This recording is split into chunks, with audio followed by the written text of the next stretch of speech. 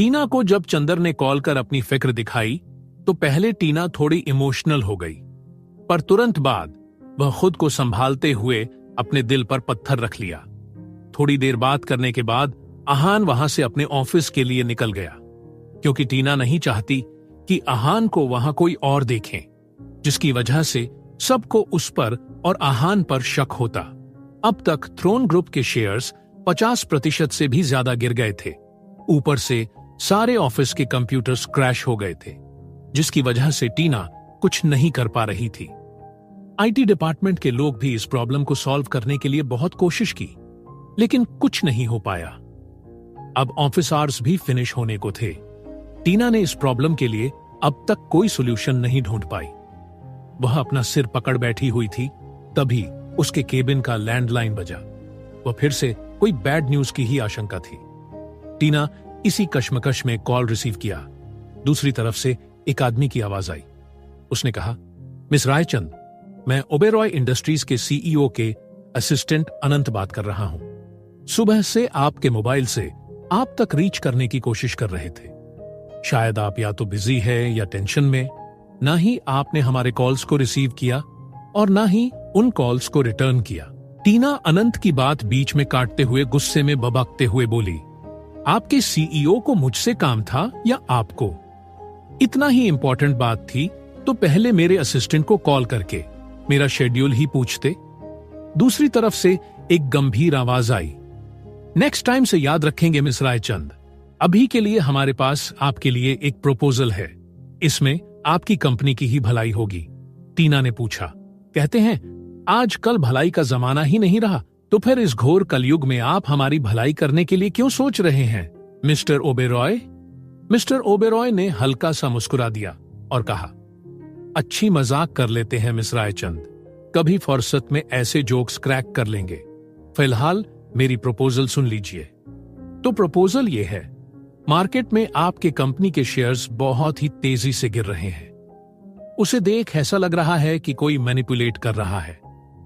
अगर आप मेरे साथ हाथ मिलाते हो तो इस प्रॉब्लम का सॉल्यूशन मैं आपको दूंगा, और साथ ही साथ आपके जरिए हम इंडियन मार्केट में खुद को लॉन्च कर सकते हैं।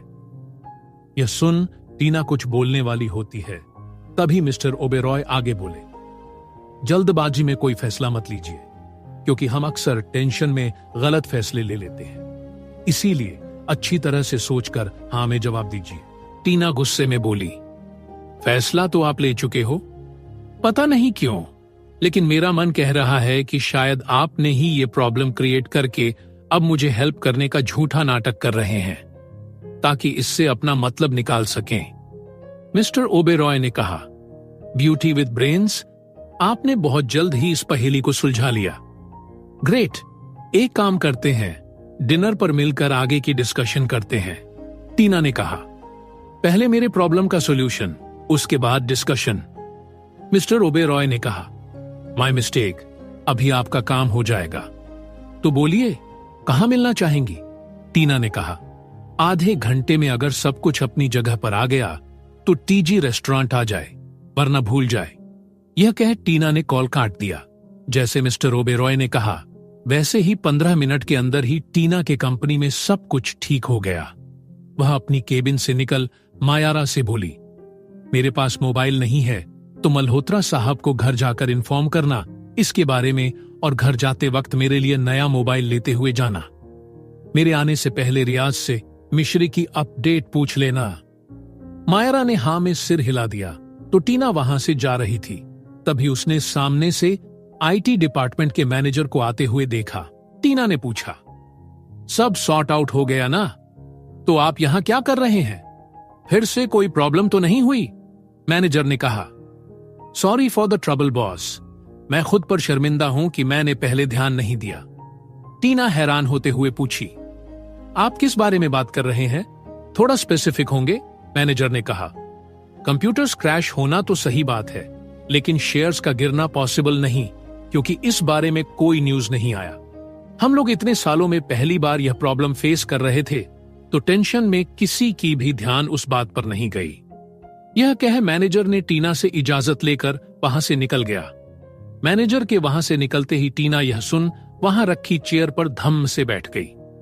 मायरा को देख बोली, मिस्टर ओबेरॉय ने सिर्फ हमारे स्क्रीन्स पर ही स्टॉक्स दिखाया।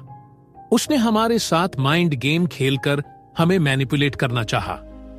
हम लोगों ने शेयर्स गिरता देख इतना ज्यादा टेंशन में आ गए कि किसी और बात के बारे में नहीं सोचा, जिसका उसने फायदा उठा लिया।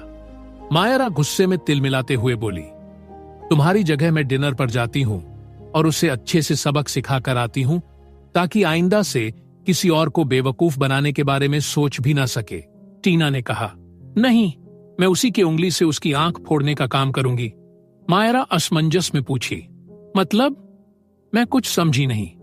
टीना एक शातिर मुस्कुराहट के साथ कहा, जिस काम के लिए उसने इतना रिस्क उठाया, अब उसी काम को मैं मोहरा बनाकर उसके साथ खेलूंगी। वह रोता बिलखता हुआ मेरे सामने भीख मांगेगा। यह कह टीना वहां से जाने के लिए अपनी जगह से उठ गई। मायरा खुश होते हुए वहां से जाते हुए टीना से बोली, तुझे तो मजा आएगा। All the best, enjoy your dinner. Tina अब मिस्टर ओबेरॉय को कैसे सबक सिखाएगी? मिस्टर ओबेरॉय की नीयत साफ है या नहीं, या फिर वो किसी और के साथ मिलकर टीना की मुश्किलें बढ़ाना चाहता था? जानने के लिए सुनते रहिए